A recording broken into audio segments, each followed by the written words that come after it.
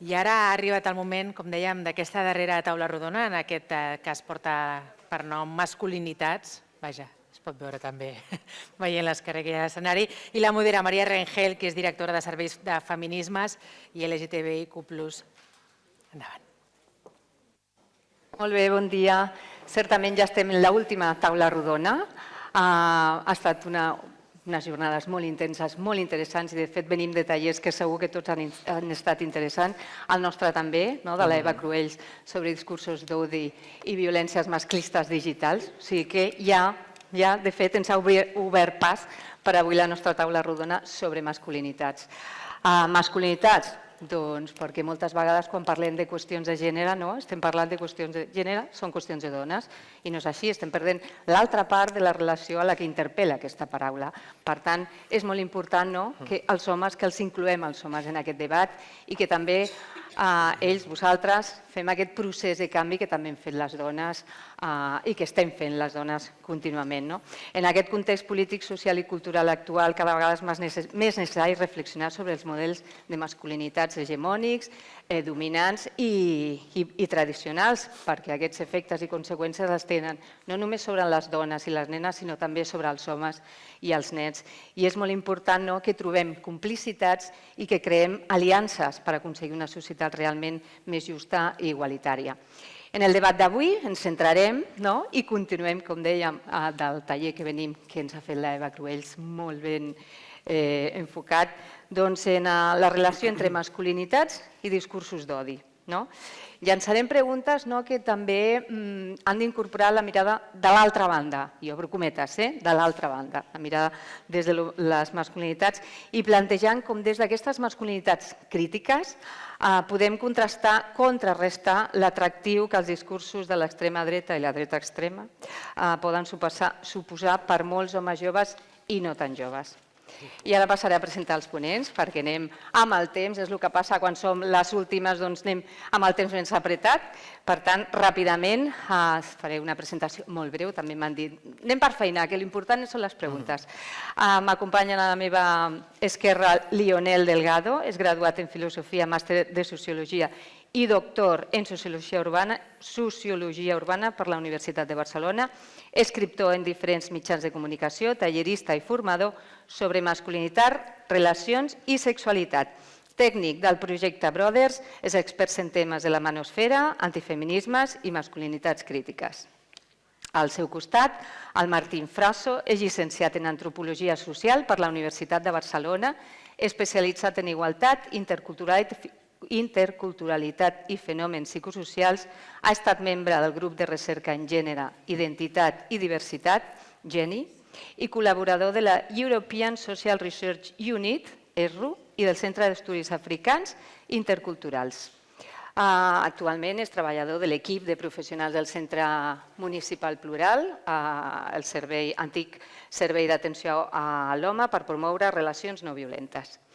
I per últim, el Roy Galán, és un escriptor, articulista, influenciador i activista LGTBI espanyol. Va ser el 2003 llicenciat en Dret per la Universitat de La Laguna i actualment se dedica a l'anàlisi cultural i la crítica de gènere en internet. Segur que totes el coneixem. Doncs entrem ja, moltes gràcies per estar aquí. Entrem ja en les preguntes, us faré 3 preguntes, podem contestar cada vegada un diferent i així anem combinant l'ordre de les respostes. Martín, començo per tu. Defugint de la idea que el feminisme no ha fet prou, o al contrari, que ha fet massa, volem resituar el problema en un pla socioeconòmic més profund. Des de les reflexions entorn a les masculinitats, quin anàlisi es pot fer sobre el gir neomasclista de la societat? Per què creieu que són tan atraients els discursos d'odi de l'extrema dreta, de la dreta extrema, per un gruix tan significatiu d'homes? ¿Por qué creéis que son tan atrayentes estos discursos de odio de la extrema derecha para un grueso tan significativo de hombres? Y disculpeu que canvio al castellano per facilitar les preguntes al Roy, tot i que ell m'ha dit que él entén el català perfectament, però a nivell de preguntas lo hacemos en castellano y también facilitamos la comprensión. Martín, si quieres contestar. Vale. Intentaré ser breu. Crec que per respondre a aquesta pregunta val la pena preguntar-se primer per què hi ha tants homes que senten aquest rebuig cap al feminisme. Llavors, se me n'acuden 3 o 4 respostes. Diria que la primera, probablement la resposta com més coneguda o l'explicació més coneguda és aquesta idea que el feminisme és un moviment que ens incomoda molt als homes perquè assenyala els nostres privilegis i demana condició d'igualtat de condicions, diguem-ne, i això, evidentment, incomoda i hi ha molts homes que estan molt còmodes amb els seus privilegis i no en volen renunciar. Llavors, això seria una explicació. Una altra, que té a veure amb el taller que hem presenciat fa una estona, és l'existència d'aquests influencers que treballen de promoure l'odi cap al feminisme a través de xarxes socials i de webs especialitzats. I després hi ha una altra explicació, i m'estic basant purament i exclusivament en el que els mateixos homes m'expliquen en el dia a dia. Hi ha molts homes que perceben el feminisme com un moviment que els demonitza, d'una banda, que no té interès a escoltar-los i que funciona com una mena de policia de la moral que diu a les persones el que està bé, el que està malament, el que es pot fer i el que no es pot fer. I llavors això, objectivament,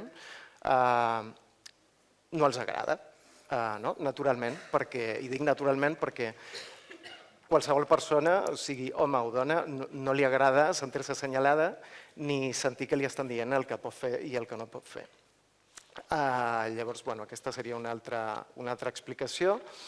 I aquí ens hauríem de preguntar per què hi ha tants homes que fan aquesta lectura del feminisme, és a dir, quina interacció han tingut amb el feminisme per arribar a aquesta conclusió, si és que n'han tingut alguna d'interacció. Després, quina mena de missatge transmet l'activisme, no només l'activisme feminista, sinó l'activisme en general, que adopta objectius i discursos feministes. I, finalment, quins missatges es transmeten des de la política, des de les institucions i des dels mitjans de comunicació en nom del feminisme i veure si aquests missatges són coherents i són fidels a l'essència i la realitat del moviment. I per acabar, se m'acut una altra explicació possible, que és ja més centrada en el tema dels adolescents i en el context de les escoles i instituts, que és que aquests adolescents majoritàriament, per no dir tots, però hauria de dir tots, no han rebut una coeducació integral des de la primera infància. I llavors, clar, quan ve algú de fora i de sobte ve a fer-los un taller o una xerrada puntual amb contingut feminista, aquests nois això ho viuen com una cosa completament nova, aliena a la seva realitat i alhora contrària a tot el que han après fins al moment sobre com representa que ha de ser un home, i llavors es desconcerten i moltes vegades es posen a la defensiva. I aquí faig un altre punt, que és que el món de l'educació externalitzada, diguem-ne, el món dels professionals que fan aquest tipus de tallers i xerrades puntuals a les escoles i institut per encàrrec, hi ha molta diversitat ideològica i també molta diversitat pel que fa a la seva manera de fer pedagogia. Llavors, això fa que, en funció de qui estigui a càrrec de l'activitat en qüestió, aquest taller o aquesta xerrada pugui resultar efectiva o pugui resultar contraproduent. No és el mateix començar una activitat parlant, per exemple, d'igualtat, drets per tothom i respecte, que no pas començar l'activitat parlant de feminisme, privilegis, opressions i violència. Evidentment, el resultat que s'obté és absolutament diferent. Llavors, agafant tot això, d'alguna manera es pot entendre que molts homes i concretament molts adolescents se sentin més atrets cap a la retòrica de l'extrema dreta, que és molt més acollidora amb els homes, entenent-los com una mena de víctimes d'una espècie de caça de bruixes a l'inversa. Fins aquí la resposta. Molt interessant, ja has anat concretant i de fet després ampliarem a la següent pregunta. Lionel, vols complementar? Continuar? Sí, si us sembla bé, parlaré castellà per una qüestió de fluidesa i de facilitat i així, que son temas una mica complicats. Totalmente de acuerdo con lo que dice Martín. Sí que apuntaría, ya que tenemos poco tiempo, prefiero lanzar como pinceladas y encender un poco de fuego la mesa para también el debate después, ¿no? Creo que es muy curioso cómo nos estamos agarrando con uñas y dientes a la famosa frase del 44,1% de hombres que creen que el feminismo ha ido demasiado lejos, cuando no hay muchas más investigación en el Estado español sobre este tema y cuando creo que ha habido una de mala comprensión de esta pregunta. La pregunta del barómetro del CIS no dice que se crea que el feminismo ha ido demasiado lejos. El 44,1 cree que se ha avanzado tanto en la agenda de la igualdad que ahora se acusa y se afecta negativamente a los hombres. Lo cual creo que es muy diferente que decir que el feminismo ha ido demasiado lejos y que posiblemente el peso de la pregunta esté en que ahora se afecta negativamente a los hombres, lo cual permite que el marco sea muy distinto. No es tanto un marco antifeminista, sino un marco victimista masculino. Y esto creo que es fundamental. Creo que en cierta medida poner este marco permite entender que hay como ha habido o hay necesidades de hablar de determinados temas por parte de los hombres, ha habido una sensación de exclusión, de malestar, de afección social, material a nivel generalizado para con los hombres, y este malestar, en vez de encauzarse hacia postulados un poco más productivos, lo hemos dejado en el vacío y ha sido perfectamente recuperable y consumido por el marco ultraderechista, ¿no? Una muestra puede ser perfectamente cómo acabamos de renovar el Pacto de Estado y otra vez en el Pacto de Estado no aparece las masculinidades como una labor necesaria en trabajo de prevención temprana y para crear marcos a largo plazo de transformación social. O sea, está habiendo, por un lado, la necesidad mediática y social de hablar de temas masculinidades, pero no estamos integrando las políticas de masculinidades a nivel estatal y con una estrategia de largos plazos y coordinada por todas las entidades que estamos trabajando temas de género a nivel del Estado español. Lo cual genera es una incoherencia un poco grande, ¿no? ¿Cómo puede ser tan importante el tema de masculinidades? No paramos de hablar de la violencia, de los hombres, de las masculinidades, las nuevas, las viejas, el antifeminismo y cómo la ultraderecha nos está comiendo el pastel, pero sin embargo no estamos coordinando una política a nivel amplia y generalizada, ¿no? Ahora bien, la otra parte de la pregunta, ¿por qué triunfa tanto ese tipo de marcos, ¿no? También últimamente estoy diciéndolo todo el rato, no va solamente de masculinidades y no va solamente de ultraderecha. Si la manosfera y los contextos antifeministas están triunfando antes es porque no solamente va de masculinidad, va también de capitalismo.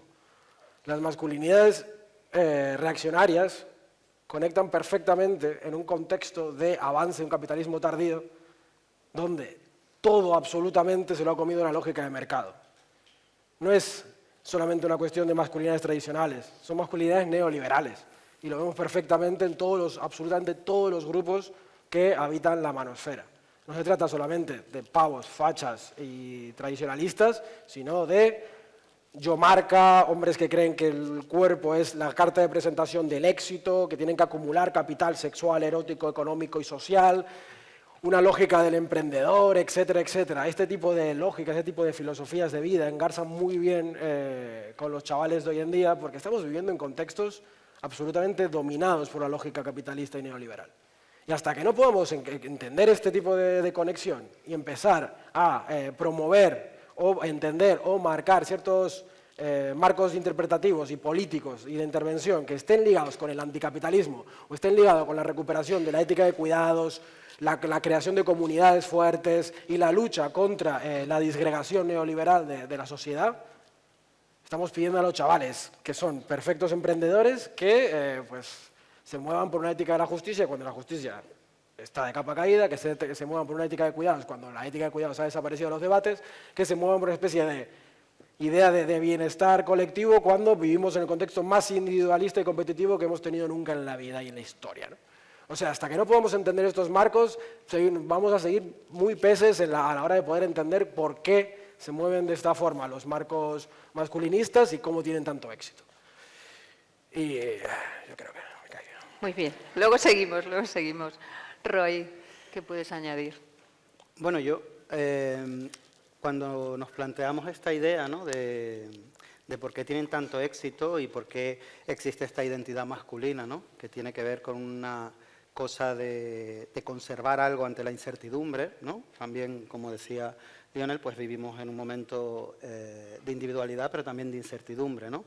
Entonces, creo que esta incertidumbre tiene un respaldo muy fiel, muy certero en todas estas cuestiones que tienen que ver con lo conocido, ¿no? Si alguien te ofrece aquello malo conocido, ¿no?, pues bueno, es una respuesta.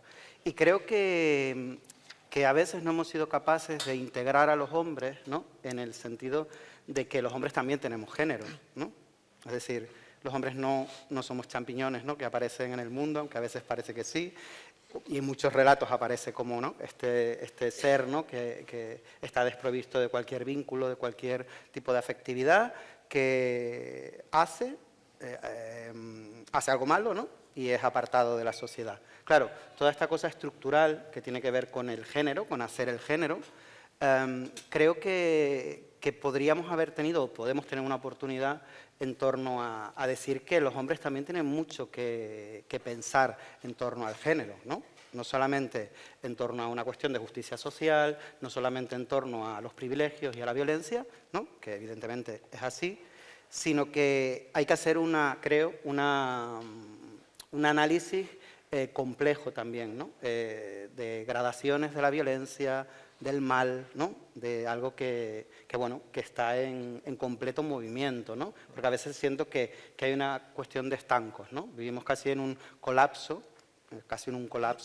cultural, ¿no? No diría guerra, no sé, pero sí en un colapso en el que realmente no hay oportunidad para el diálogo, no hay oportunidad para el encuentro, no hay una oportunidad para que podamos decirle a los chicos, sobre todo jóvenes, ¿no? En este periodo en el que todavía se están haciendo hombres, que tienen una oportunidad también en el feminismo para pensarse como hombres más libres, ¿no?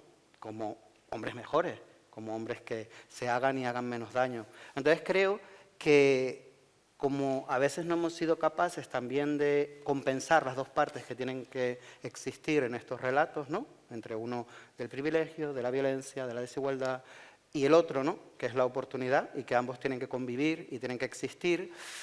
Bueno, creo que es muy atrayente un lugar en el que te dicen que estás haciendo todo bien, en lugar de un lugar en el que te están diciendo que estás haciendo todo mal todo el rato, ¿no?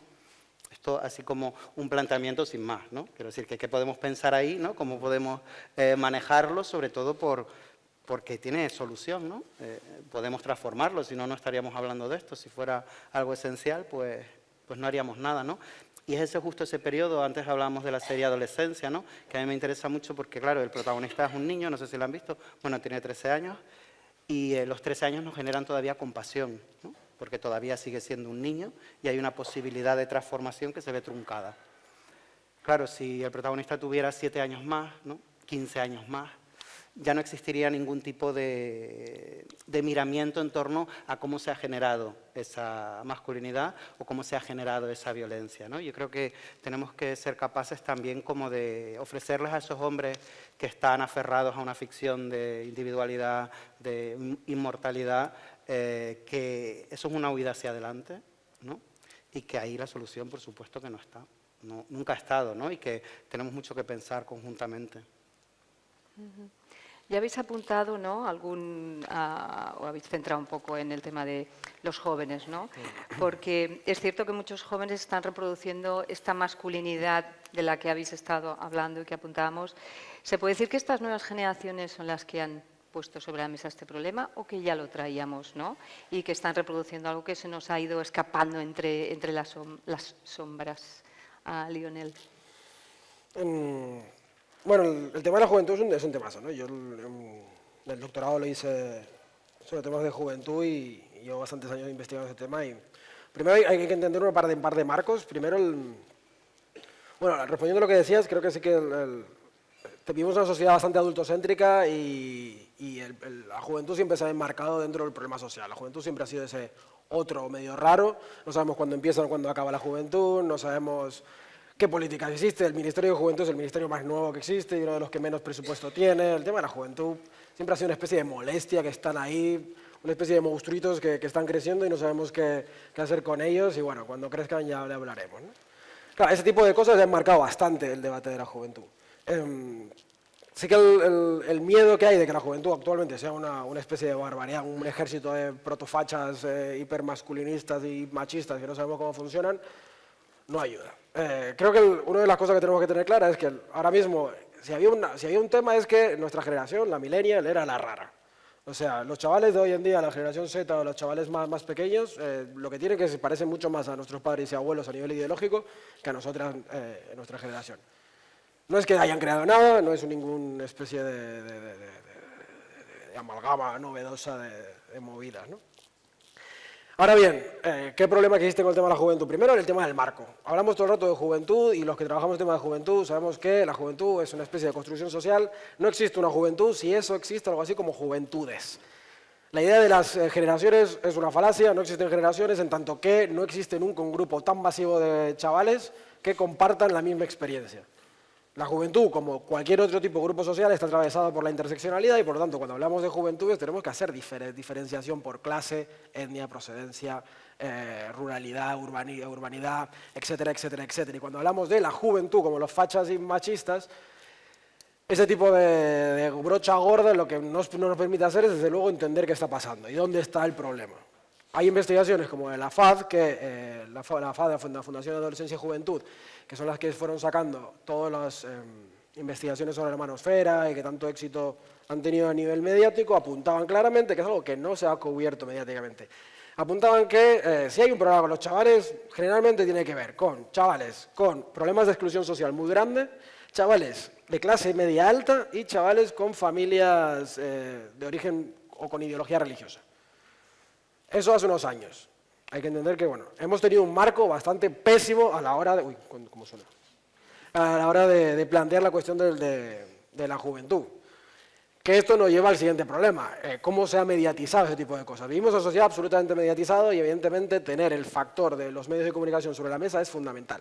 ¿Cómo se ha marcado el debate? Pues de pena.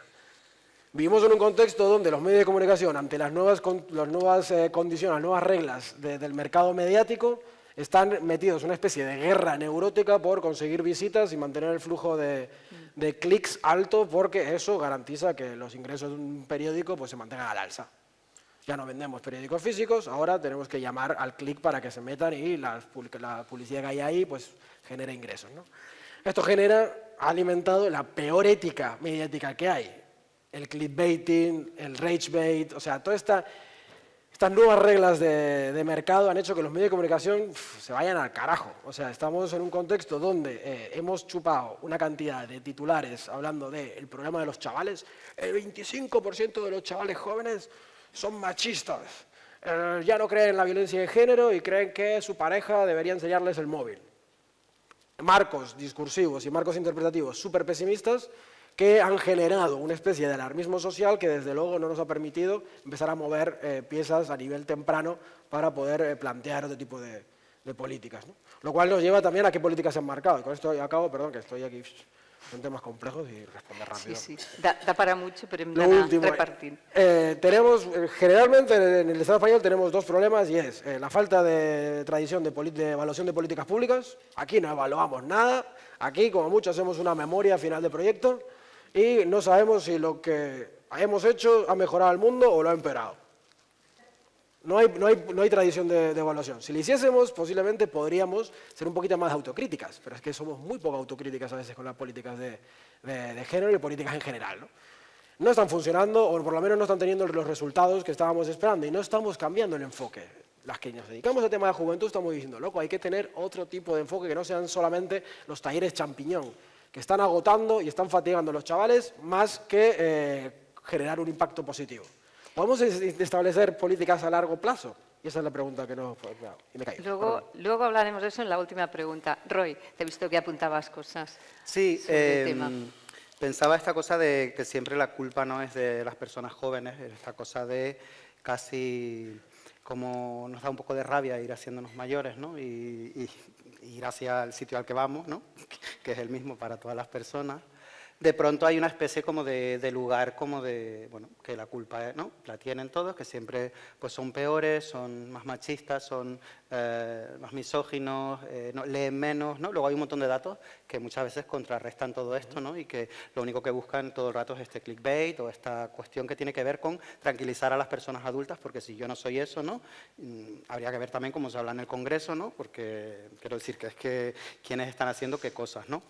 Y para mí una cuestión fundamental con la juventud y en concreto con los chicos jóvenes tiene que ver con la intimidad, ¿no? Es una propuesta que hago yo siempre sobre la intimidad porque creo que es una cuestión fundamental a la hora de construir los imaginarios en torno a los hombres que podemos llegar a ser. Creo que la adolescencia es ese espacio, ¿no?, en el que se desconecta algún cable con la intimidad, ¿no?, entre los hombres, y yo no sé si se vuelve a conectar nunca del todo, ¿no? Claro, esto es un problema, porque la ausencia de intimidad es una ausencia de profundidad, de vínculos, de poder sostener determinadas cuestiones que luego son foco de muchas otras cosas, de malentendidos, de violencia, de frustración, de rabia o de ira, ¿no? Claro, esto no sería como una solución terapéutica para los jóvenes, ¿no? No diría que es una cuestión individual de que hay que trabajar contigo la intimidad, sino que tenemos que tener en cuenta que como sociedad, ¿no?, y de manera colectiva tenemos que propiciar esos lugares en los que se trabaje la intimidad, ¿no? Y para poder trabajar la intimidad necesitamos espacios de duda, de contradicción, de desbarre un poco, de rebeldía, ¿no? Lugares en los que aquello que estamos construyendo o llegando a ser no se ponga todo el rato en cuestión, ¿no? Yo creo que hay un espacio que tiene que ver con la juventud que es un poco de exploración y que a veces desde algunos lugares lo que hacemos es intentar que esos lugares no se llegan a producir por una cuestión ideológica, ¿no? Hay como una cuestión de, oye, no, tú eres esto, ¿no? Tú eres machista. Wow, claro, si a mí con 14 años, ¿no?, me dicen eres machista, con una esencia además, esencia, eres, ¿no? Ser. No tienes un comportamiento, entonces no puedes cambiarlo, ¿no? No hay una oportunidad tampoco para la conversación en por qué dices esto, ¿no? ¿De dónde viene esto? ¿Cómo te sientes para decir eso? Quiero decir, creo que tenemos que ser capaces de profundizar nuevamente en los malestares y por qué se generan esos malestares, que nuevamente no es que un día te atraviese el mal por un rayo, ¿no? Y te levantes y digas, pues hoy no. Quiero decir, esto es algo estructural y tenemos que mirar los malestares sin justificarlos, però sí per a comprenderlos. Martín. Vale.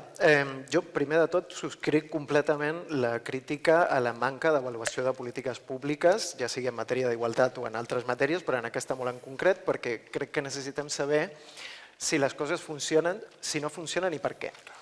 Després, en resposta com més concreta a la pregunta, jo crec que no, que els joves, que les generacions joves no han posat en el mapa de l'actualitat el tema de la masculinitat. Crec que més aviat les generacions que ara són joves han estat com els ratolins de laboratori d'un gran experiment que hem fet en polítiques d'igualtat a l'educació formal, que l'hem fet amb tota la bona intenció, però no teníem claredat respecte a si funcionarien o si no funcionarien aquestes polítiques d'igualtat a l'escola. Llavors, ara estem veient, i això ens arriba amb molta assiduïtat al Centre de Masculinitats per part de professionals de l'educació que venen a explicar-nos com és la situació, com és el panorama als seus respectius centres educatius, que ens expliquen que no ha anat bé. O sigui que l'experiment a priori sembla que no ha anat bé o no ha anat gaire bé perquè tenen els joves encara més rebotats que abans i ara, a més, els tenen rebotats i amb informació que els permet fer una crítica mínimament elaborada al que entenen com el feminisme, perquè abans no en tenien ni idea, però ara, si més no, tenen algunes paraules que els sonen, poden fer una cerca a internet i buscar perspectives i narratives que siguin contràries a les del tallerista o la tallerista que ha vingut a fer-me la xerrada. Llavors, això ha estat molt perillós i deixaré aquí perquè després vull enganxar-ho amb el tema de l'esperança. Moltes gràcies, perquè després d'aquest anàlisi que ens ha donat una mica de bajona, anem a parlar d'esperança, de què podem fer, no? I aquesta seria la tercera pregunta. Tenim 6 minuts, recordo, perquè podem estar 6 dies, però no, tenim 6 minuts, no? Penseu que hem pujat molt, que hemos subido mucho a hablar de este fenómeno y que quizá deberíamos visibilizar otros ejemplos de resistencia a este modelo de masculinidades tan tóxicas, digamos. Tenéis, y ahora, por favor, a ver si podemos concretar, ya habéis concretado mucho, habéis hablado, pero concretar, ¿no? ¿Qué claves podemos compartir sobre cuál es el camino que podemos, entre todas, la sociedad, ¿no? ¿Qué camino tomar? ¿Qué claves podemos apuntarnos, que estamos aquí a apuntarnos para ver qué podemos hacer y que podamos también incorporar las políticas públicas, ¿no? Que también al final nos interesa en este ámbito local de poder, ¿no? Que concretamos y que nos permite hacer todo lo que hemos trabajado en estas jornadas. ¿Roy? Sí. Bueno, claro, con 2 minutos dar claves. Diría dos cosas. Lo sé. No, sí, claro. Diría 2 cosas, 2 cuestiones que a mí me parecen fundamentales. Una sería desencajar la masculinidad de los hombres, ¿no? Y empezar a hablar de las masculinidades como un sistema, ¿no? que atraviesa a las personas, que también atraviesa a las mujeres cuando tienen una expresión de género masculina, cuando tienen que ser líderes en los puestos de trabajo o incluso a las naciones o a los estados, ¿no? Desencajar un poco la idea de la masculinidad de los hombres me parece fundamental para pensarlo, ¿no?, de una manera más amplia y, por tanto, bueno, más visible y con otros flecos, ¿no?, que podamos observar y diagnosticar. Y luego insistir en que el género es algo relacional, que construimos entre todas las personas, que lo sostenemos, lo perpetuamos y lo alentamos a través de nuestros miedos, anhelos y deseos, y que únicamente si esa tensión, ¿no?, entre el género conseguimos relajarla un poco, podremos cambiar algo, ¿no? Pero quiero decir, tiene que ser evidentemente un cambio estructural y que la conversación y el diálogo y el encuentro han de producirse siempre, ¿no? A mí me gusta que aquí hubiera mujeres hablando de masculinidades también, que los hombres puedan hablar también de feminismo y que esto sea un diálogo y un encuentro en torno a lo que nos preocupa como seres humanos, que es la vida. Gràcies, Roy. Martín. Sí, bueno, en relació amb el que deia abans, crec que ara que estem començant a veure que hi ha coses que abans teníem molta certesa que funcionarien i que estem veient que potser no han funcionat tan bé, és un bon moment per seure i dialogar entre professionals, però també com a societat civil, entre persones que pensem diferent, que tenim idees diferents i buscar punts de consens, perquè fins ara hi ha hagut com un tira i arrons entre, vale, s'ha de fer així, perdó. Vale, perdoneu, Vale, gràcies. Coses tècniques. Això que és com molt important, poder arribar a consensos i anar tothom a la una, és a dir, que no hi hagi unes persones per aquí treballant d'aquesta manera i unes altres treballant d'una altra manera, perquè al final acabem generant confusió i això no és bo. Però crec que hi ha esperança perquè ja m'estic trobant persones que se'ns acosten al centre o que se m'acosten individualment, que em diuen, ostres, jo abans pensava d'aquesta manera i ara la veritat és que ho canviaria o crec que hauríem de buscar sinergies i combinar punts de vista i totalment d'acord amb la importància del diàleg i de trobar-nos en espais que siguin còmodes per poder discrepar, dialogar, confondre't, preguntar i que no sentis que t'atacaran o que t'incendiaran per preguntar el que estàs preguntant, sigui a l'àmbit que sigui. Rapidísimo, a ver, no hay esperanza. Claro, esta es siempre la pregunta más difícil, ¿no? Porque encima hay que dividir entre cortos, medios, largos plazos, trabajo individual, trabajo estructural, trabajo material. Claro, sí que diría que hay que tener en cuenta que el trabajo de masculinidades va muy poco a poco y que hay que abordarlo desde políticas coordinadas y amplias. Tenemos que empezar a entender que el trabajo en masculinidades tiene que ver directamente con la prevención de temas de violencia y muchas veces seguimos con el rollo de políticas de masculinidad, están quitando dinero a políticas de prevención de violencias y empieza una especie de competición de suma cero por la cual los recursos que van a políticas de masculinidad se ven como una amenaza para la continuación de las políticas dedicadas a las mujeres y eso es una liada y eso creo que deberíamos haberlo resuelto hace varios años. A nivel de chavales jóvenes, que es uno de los temas básicos también, creo que hay que adoptar un poco la idea de menos es más y que muchas veces es mucho mejor tener proyectos de largos plazos, de creación de vínculo y de poco a poco que intentar saturarlos con informaciones, talleres champiñón por todos lados. Yo participé en un par de proyectos de continuación mucho más amplia, de creación de vínculo con chavales, en 14 sesiones con el mismo grupo de chavales y tal, y el tema de los resultados es mucho mejor que cuando vayas a institutos y te intentas que en 3 horas un chaval que no te conoce, que no tiene ni idea de quién eres, de repente entienda que, claro, la violencia, claro, hostia, la masculinidad, ¿no? Luego, entender que la cuestión de la igualdad no está desconectada de otro tipo de luchas y que tenemos que empezar a integrarlo en una mirada mucho más amplia que tiene que ver con los cuidados y la sostenibilidad de la vida, ¿no? Y conectar otra vez el feminismo con el ecologismo, con la lucha por el lloguer, que hoy tenemos, espero vernos ahí en la manifestación esta tarde. Y esto para las masculinidades también aplicarlo. Los activismos masculinos somos tremendamente ombliguistas y generamos espacios donde esperamos que los hombres vengan a nuestras charlas y los activismos masculinos no van a militar en el sindicato de UGERS, no van a militar en asambleas ecologistas, asambleas feministas, etcétera, etcétera. Conectar este tipo de luchas permite también entender cómo el género está conectado con la materialidad de la vida, las condiciones materiales, ¿no? Gran parte de estas respuestas neomasculinistas que está habiendo tienen que ver con cuestiones materiales de emprendimiento, acumulación de material de recursos, etcétera, etcétera, y de repente empezar a tirar solamente de ética y solamente de compromiso moral, evidentemente no termina de conectar con gran parte de los hombres que están más bien preguntándose cómo sostenerse en una vida materialmente difícil en un contexto precario capitalista que con el ser buenos o malos, ¿no?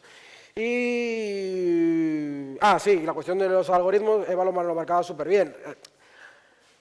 La cuestión digital es muy complicada, pero en última instancia hay una especie de pulso anticapitalista que tenemos que hacer de intentar ganarle a las ansias de acumulación de las Big Tech, las empresas multinacionales de comunicación que están priorizando el engagement y el enriquecimiento personal a la ética de contenidos. Está totalmente ligado la modulación capitalista de estas empresas con la difusión de contenidos de odio en entornos digitales. Hasta que no tengamos en cuenta que yo vengo de entornos anarquistas y odio todo lo que tiene que ver con empoderar al Estado, pero hacer esta lucha de un pulso anticapitalista contra las multinacionales de la comunicación y empezar a pedirle regulación, transparencia con el tema de los algoritmos, responsabilidad en los temas de los contenidos, que los sistemas de reportar contenidos violentos funcionen mejor, etc. Hay un montón de políticas que se podrían hacer para meter un poco de mano a esa especie de mercado libre de comunicación terrible que está potenciando lo peor de Internet, ¿no? Y creo que bueno, ahí hemos tocado como varias cosas, ¿no? Estructurales, individuales y tal. No sé. Habéis tocado muchas cosas, seguro que hemos ido apuntando. Os agradezco mucho, ¿no?, habernos centrado o situado bastante con el tiempo, haber sido tan concretos. Tenemos tiempo ahora para hacer una ronda de preguntas, comentarios, propuestas. Nos quedan casi 9 minutos, o sea que vamos bien. Y mientras abro turno, y mientras sí que quería hacer un breve agradecimiento al equipo de la dirección de Feminismos y LGTBI, especialmente a la Estel, a Mónica, al Raúl, pero a todas, porque hay muchas aquí. Gracias a ellas, a Verónica Santoro de la Regiduría, a la empresa BOT y QSL, pues gracias a todas estamos aquí, podemos hacer estas jornadas y lo quería agradecer. Y no sé si hay alguna palabra, alguna mano que no veo. ¿No? Yo de tips que me he apuntado, bueno, tips, hay muchas cosas, ¿no? Pero que la masculinidad es un sistema que nos atraviesa a todas las personas, que es importante hacer políticas integrales y evaluar el impacto, que con los jóvenes menos es más. Antes en el taller había algún compañero que había dicho más friquismo y menos fascismo. Sacar también el debate de hombres, mujeres y ¿no?, del feminismo y la masculinidad. Bueno, hay muchas cosas. El pulso anticapitalista también, ¿no?, enlaza con el diálogo que antes hemos escuchado de Raquel y de Carmen Castro. Aquí tenemos una palabra. El micro, por favor. Muchas gracias. Quería hacer un comentario que, bueno, en la historia del feminismo, digamos, moderno, de años 80-90, se excluía a los hombres de cualquier celebración o cualquier tipo de acto feminista, y creo que eso fue un error, un rotundo error que, gracias a Dios, hoy día parece que se está solventando.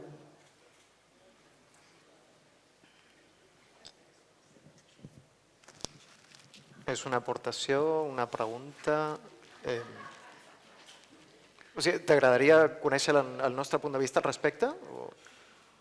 Sí, jo he fet aquest comentari perquè és una cosa que en aquest moment m'ha sobtat i crec que és un error. Vale. Jo sí que no m'atreviria a valorar si s'ha procedit bé o no des del feminisme als anys 80-90, perquè crec que no em pertoca, però sí que em consta que molts homes, realment molts, tenen una sensació molt forta d'estar exclosos de qualsevol conversa amb dones feministes. Això sí que és un fet irrefutable i fins i tot quan venen espais que consideraríem amables, una formació, una xerrada amb altres homes o dones professionals de l'àmbit de la igualtat, moltes vegades tenen fins i tot por d'aixecar la mà per fer una pregunta o fer algun comentari que saben que pot tocar alguna sensibilitat i això és molt perillós perquè genera la sensació que no es pot parlar i quan no es pot parlar les coses es fan bola i acaben esclatant per algun lloc.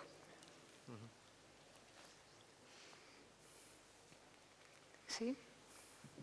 Hola, gràcies a totes i a tots. Aviam, jo vinc del taller de la Wikipedia i una de les coses que més m'ha impressionat ha sigut el consell que ens ha donat que quan comencéssim a editar no entréssim soles, perquè el nivell de violència de les editores de Wikipedia és bastant extrem. I aleshores jo penso que entenc un discurs que acull aquells que se senten víctimes, que és el de l'extrema dreta, és un discurs molt més atractiu que un discurs que assenyala que és confrontatiu i que no deixa espai al diàleg i a veure la diversitat d'homes i de masculinitats. Però és difícil de vegades poder empatitzar amb aquest victimisme quan es ve d'experiències com no entris sola a editar a Wikipedia. Aleshores, jo crec que això d'una banda, i volia també comentar amb la companya, jo crec que hi hagi espais on es puguin trobar persones que viuen situacions concretes i en aquest cas dones que estan vivint situacions de violència editant Wikipedia. Un exemple que poden ser espais no mixtes, no en raó del gènere, sinó de l'experiència viscuda que necessita trobar-se per ressignificar-la, per empoderar-se, no és contradictori amb espais de diàleg i apertura. Perquè si no, a vegades crec que polaritzem, és com que hi ha estratègies bones, estratègies dolentes. Bueno, hi ha estratègies que serveixen per unes coses i per altres no. ¿Volvió a comentar Roy, Lionel? Sí, yo creo que, claro, estaba pensando justo en la reflexión anterior y pensaba que tiene sentido y lógica que la gente se organice de la manera que necesite para generar su espacio seguro, su lugar, su hogar. Entonces, tiene mucho sentido. Pero eso no quita que la reflexión también sea si tienen que existir esos otros espacios y que el puente y el diálogo tiene que existir. Entonces, yo creo que la reactivación de ese diálogo, sobre todo en unos espacios como es en Internet, en el que ya no se puede, es que no se puede hablar, no hay pensamiento, únicamente hay una especie de lugar en el que se intenta ganar todo el rato a través de la razón, a través de un tuit, de un zasca, de una posición como muy poco productiva a la hora de dudar, de entender cómo hemos ido aprendiendo también todas las personas a equivocarnos, a aprender cosas y a ser muy diferentes a como éramos hace 2, 3, 4, 10, 15 años. Entonces, yo seguiría confiando en la posibilidad de que la gente quiere cambiar y puede cambiar y desea cambiar, pero para eso necesitamos un diálogo. Si solamente estamos en espacios en los que un grupo habla de lo que le atraviesa y el otro grupo habla de lo que le atraviesa, jamás entenderemos quién es el otro. Y creo que vivimos en un momento en el que hay una especie de necesidad porque el otro sea lo que yo necesito que sea, pero no lo que es. Y eso es un problema, porque a veces nos perdemos cosas, a veces malas, y a veces buenas también. Allí hay otra palabra. Bueno, gràcies per la vostra xerrada. A mi el que em sobta d'això, potser com a feminista, és el concepte de masculinitat. És a dir, no hauríem d'eliminar els conceptes de masculinitat i de feminitat. Està clar que avui en dia els que estem aquí ens hem educats amb uns estereotips, amb un rol de gènere. El gènere és una construcció social que diu a les nenes sigueu d'una manera i als nens sigueu d'una altra, el que és la masculinitat i la feminitat. No hauríem d'abolir, eliminar el concepte de masculinitat o de feminitat, cada una amb els seus percepcions i fer persones que es comportin com vulguin, segons la seva personalitat. Però per mi no hi ha una masculinitat bona o una feminitat bona. És que s'haurien d'abolir. Llavors volia saber una mica què penseu vosaltres. És a dir, us sembla realment que hauria d'haver masculinitat i feminitat o realment que hi hagi persones i que cada una es comporti com vulgui? Puc? Molt Martín, ràpid. Jo sí. penso 100% el que acabes de dir. O sigui, no, ja està. No Ha cal que estat digui molt res més. ràpid.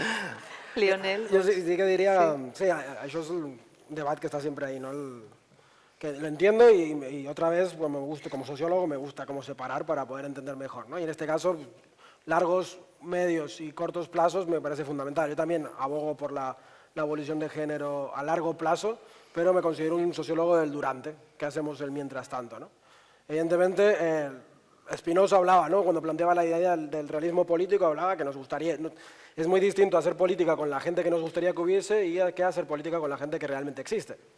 Actualmente, evidentemente, pues tenemos ese horizonte a largo y de hecho es un horizonte que creo que compartimos todos, el feminismo queer, el feminismo radical y los otros feminismos también abogan y ese largo plazo creo que podríamos estar todas bastante de acuerdo. Sin embargo, la pregunta del durante es la que me rebana la sesera, ¿no? Porque nunca he sabido muy bien a cortos plazos cómo puede traducirse en eso, ¿no? Por ahora entiendo más que el entender para poder intervenir en el día a día es algo urgente y súper inminente y es lo que nos compete. De hecho, está el eterno dilema del revolucionario, ¿no? Cuando llegamos a la revolución, seguramente ninguna de nosotras podamos habitar ese nuevo mundo porque estamos todas tan atravesadas con el género. Y el género no solamente es ese corsé que se nos impone desde fuera y que no podemos quitar, el género es el hilo que nos teje y que desde luego no sabríamos ni quiénes somos al margen del género. Podemos caminar hacia ese futuro donde el género no esté abolido, no sea un criterio válido o poderoso a la hora de definirnos, pero actualmente es que ni siquiera podemos ver fuera de la piscina, estamos tan metidos dentro que... Por eso me preocupo más por los cortos plazos y medios plazos.